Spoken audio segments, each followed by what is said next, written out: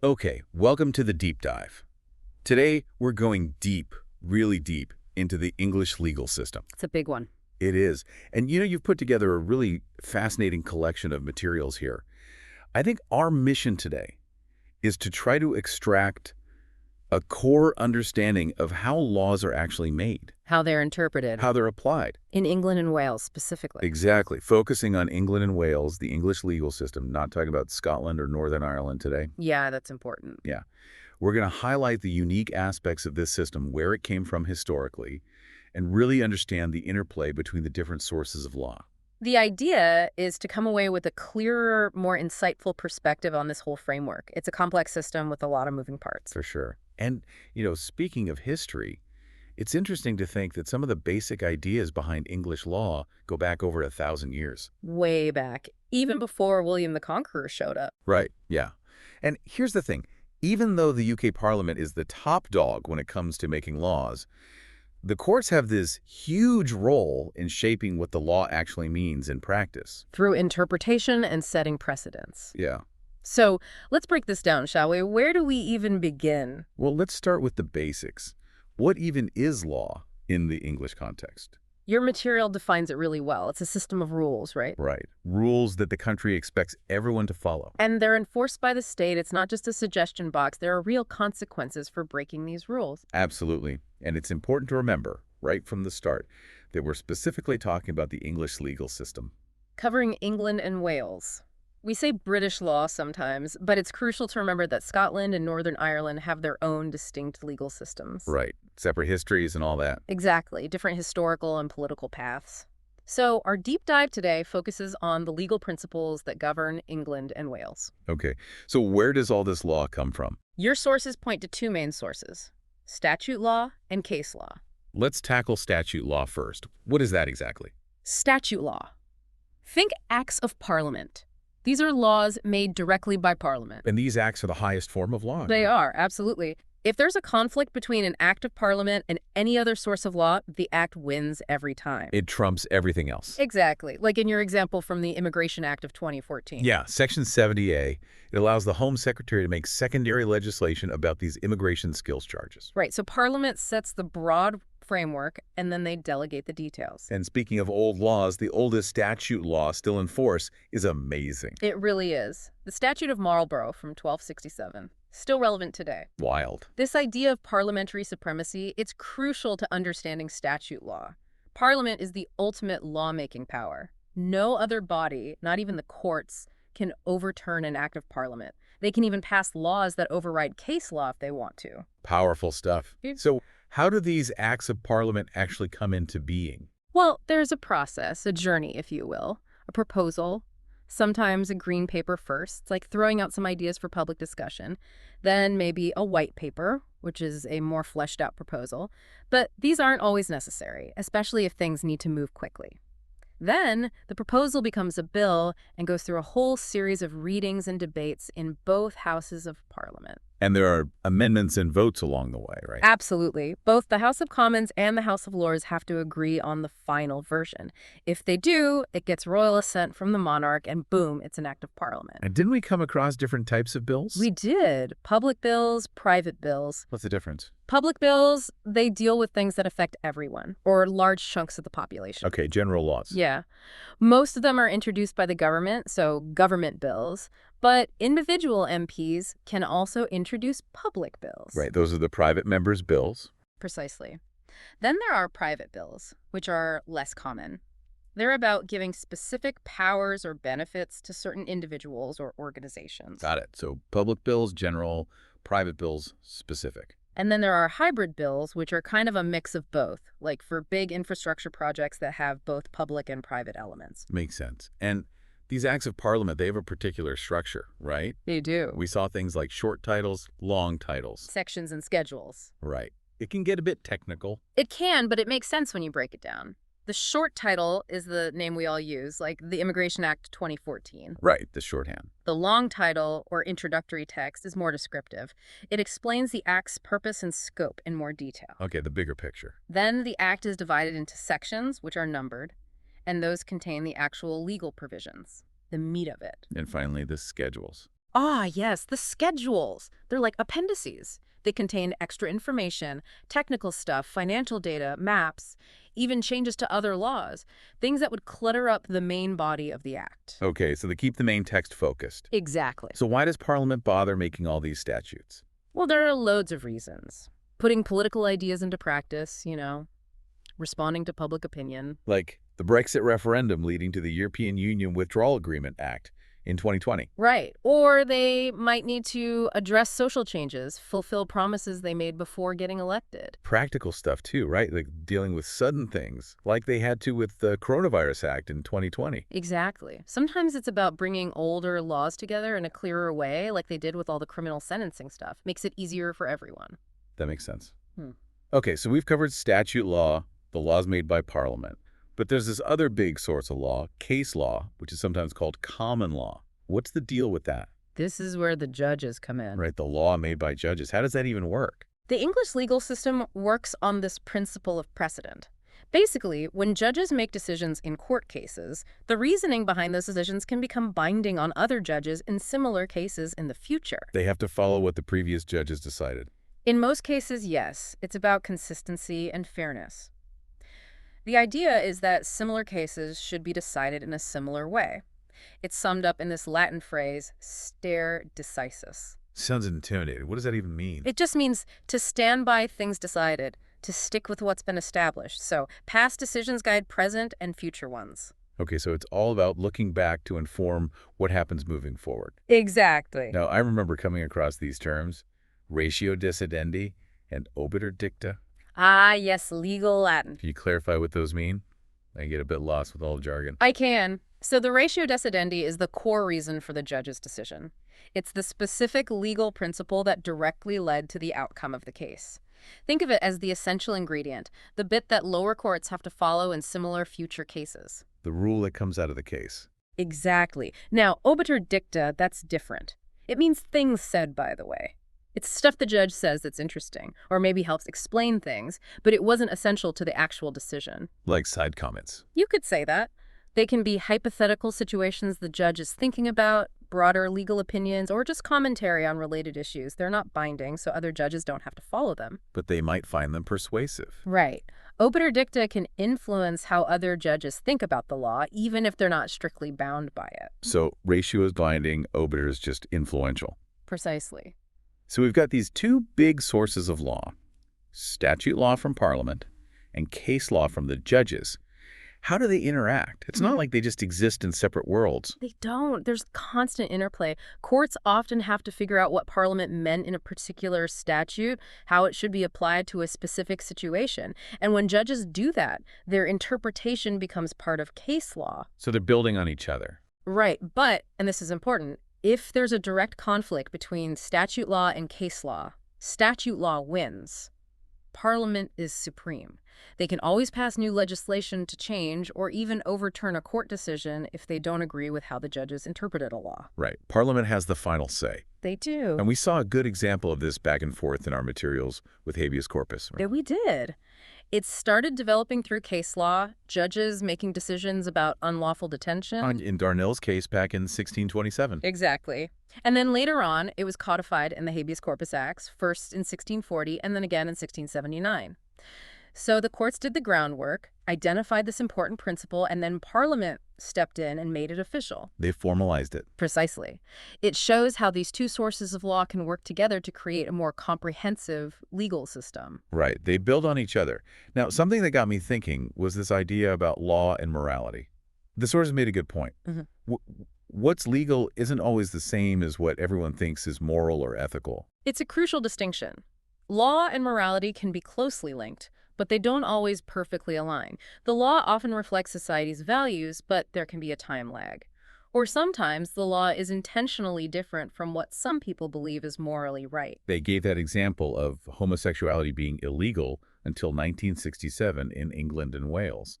And then much later in 2013, we got the Same-Sex Marriage Act. A clear example of the law evolving to reflect changing social attitudes and ethical views, but it also shows that the law at any point in time might not represent everyone's moral beliefs. Law aims to be objective, applied fairly to all, which can sometimes clash with individual or even majority moral opinions. It really makes you think about the complexities of how society's values and the formal legal system interact and sometimes even collide. Okay, so we've covered statute law from Parliament and case law from judges. But there's this other source, secondary legislation, which is sometimes called statutory instruments, or ISIs. What are those all about? It's basically law made by bodies other than Parliament. So not MPs making the laws. Not directly. It's often government ministers or other public bodies who create secondary legislation, but, and this is key, they can only do it under powers given to them by an act of Parliament.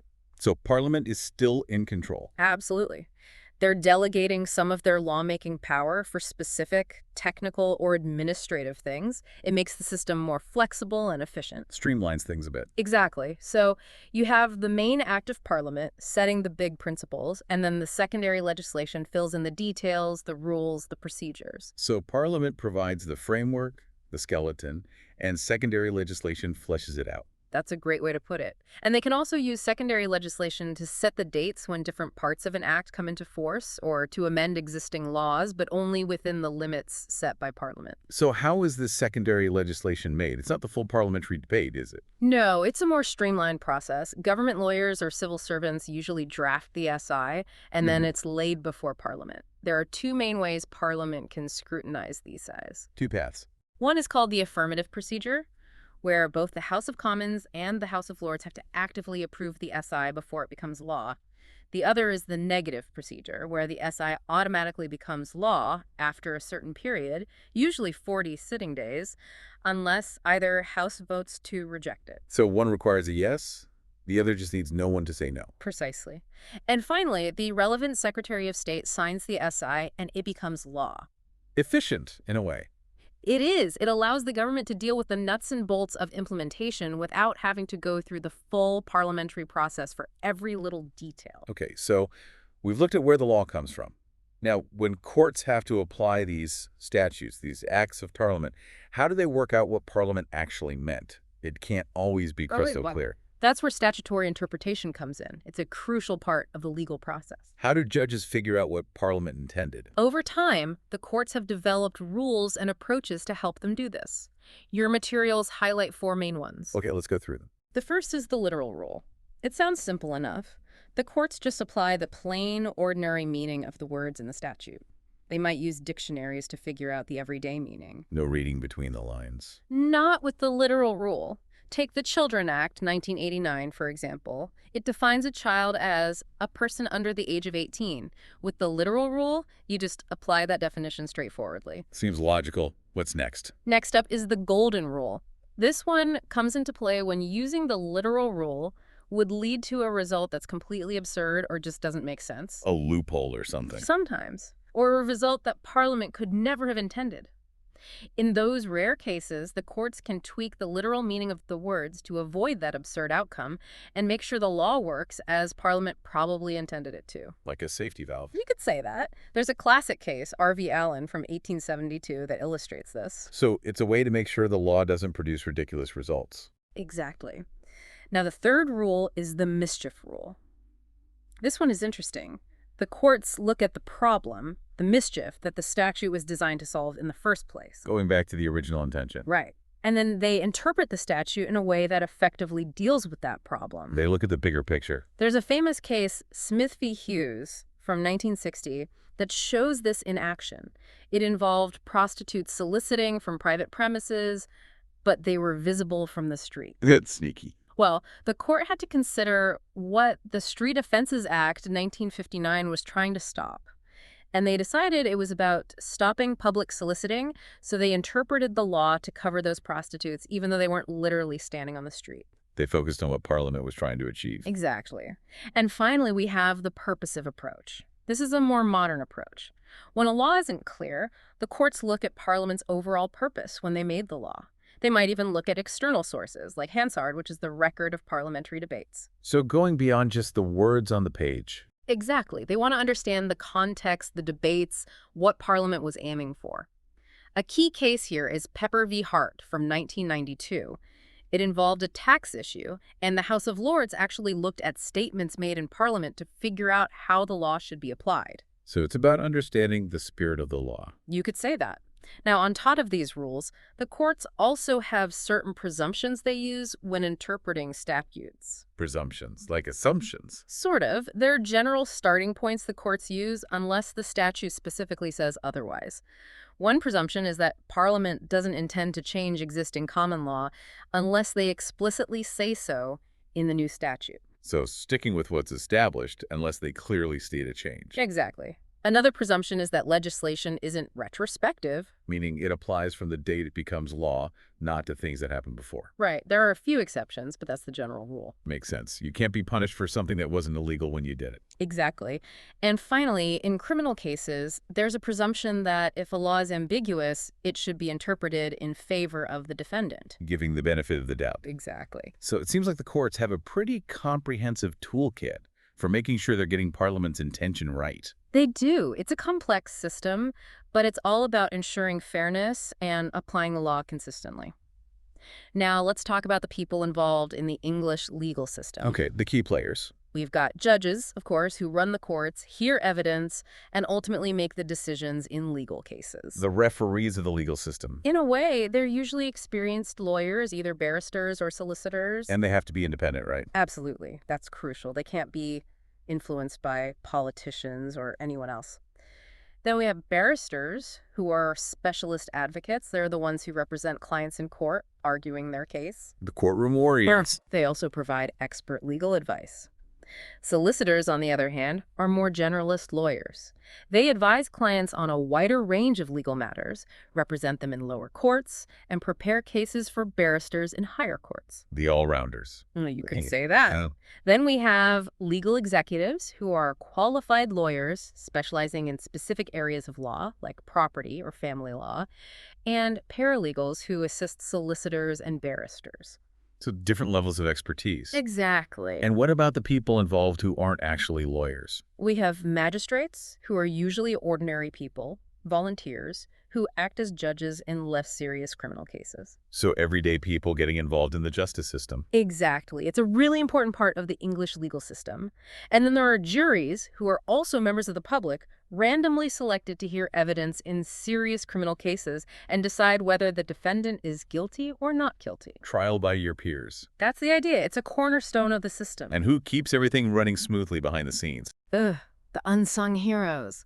The court staff. They handle the administration of the courts and tribunals, making sure everything runs smoothly. The backbone of the system. Exactly. And then at the government level, you have the Attorney General and Solicitor General, who are the government's top legal advisors, and the Secretary of State for Justice, who's the government minister responsible for the whole justice system. A whole web of roles and responsibilities. It is. It's a complex system, but each part plays a vital role.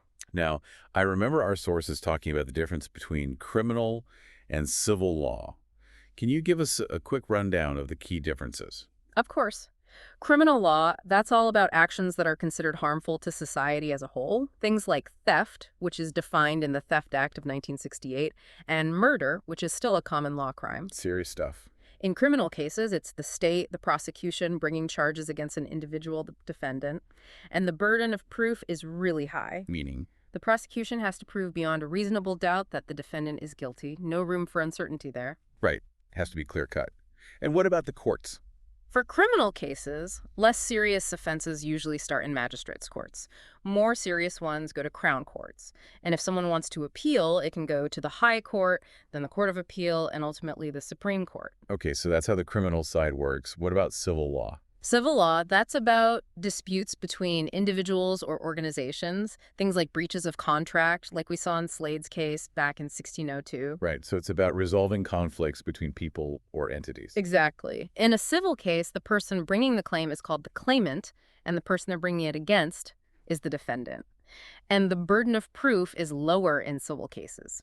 The claimant just has to prove their case is more likely to be true than not. On the balance of probability. That's it. And the courts. Well, for civil cases, you have the county court, which deals with a wide range of claims, and the high court, which deals with more complex or higher value cases.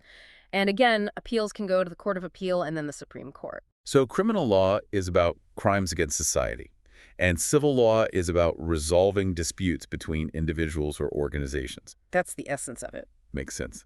Now, one of the most interesting things about the English legal system is this thing about the Constitution. Our sources described it as uncodified and unenfrenched. What does that even mean? It means the UK doesn't have a single written document that's its constitution, unlike many other countries. So, no big book of rules. Not exactly. Our constitution has developed gradually over centuries. It comes from different sources, acts of parliament, case law, even long-established customs and conventions. Uncodified means it's not all written down in one place. Unentrenched means that constitutional laws don't have any special status compared to other laws. So Parliament can change constitutional laws just like they can change any other law. Exactly. In countries with entrenched constitutions, like the US, the Constitution is the supreme law of the land. It's really hard to change, and any law that conflicts with it can be struck down by the courts. But in the UK, Parliament can amend or repeal constitutional laws using the same process they use for any other act. So Parliament's power is pretty much unlimited. In a nutshell, yes. Even when it comes to the fundamental rules of the country. Wow. And case law has played a part in shaping constitutional principles too, right? The sources mentioned Somerset v. Stewart. That's a landmark case from 1772. It dealt with the legality of slavery in England. A big one. It shows how judge-made law can reflect and even drive huge social and political change, which then affects our understanding of basic rights and freedoms, things that are at the heart of any constitution. So the courts have helped shape our understanding of what the Constitution means in practice. Absolutely. Now, finally, we need to touch on a more recent development, the Act of Senedd Cymru, Welsh Parliament Act from 2021. How has that changed things? This act officially created Senedd Cymru, which is the Welsh Parliament, and gave it more power to make laws for Wales in areas like health, education, housing, and the environment. So more autonomy for Wales. Exactly. It means Wales now has its own distinct legal jurisdiction in many areas. Welsh law still has to be compatible with any relevant EU law, but the UK Parliament in Westminster keeps control over things that aren't devolved to Wales. So it's more complex now, different laws in different parts of the UK. It is, but it's a significant step towards Wales having more control over its own affairs. It's another layer in the already complex legal landscape of the UK. Well, I think we've covered a huge amount of ground today in this deep dive into the English legal system. We really have. We've looked at what law is, where it comes from, how it's interpreted, the key players, the different types of law, the UK Constitution, and even the impact of devolution. You should now have a much clearer understanding of how the English legal system works, the dynamic relationship between Parliament, the courts, and all the historical and social factors that have shaped this legal system. It's a system that's evolved organically over centuries, so understanding all the different parts and how they interact is crucial for anyone who wants to navigate the legal landscape of England and Wales. Absolutely. And on that note, here's something to ponder. We've talked about how the UK Constitution isn't codified, it's not set in stone, it's more flexible, more adaptable. How do you think that compares to countries with rigid written constitutions? Which system is better at dealing with modern challenges? And which is better at making sure the law is clear, accessible, and protects everyone's fundamental rights? It's a question worth thinking about. Thanks for joining us on this deep dive into the English legal system. We'll see you next time.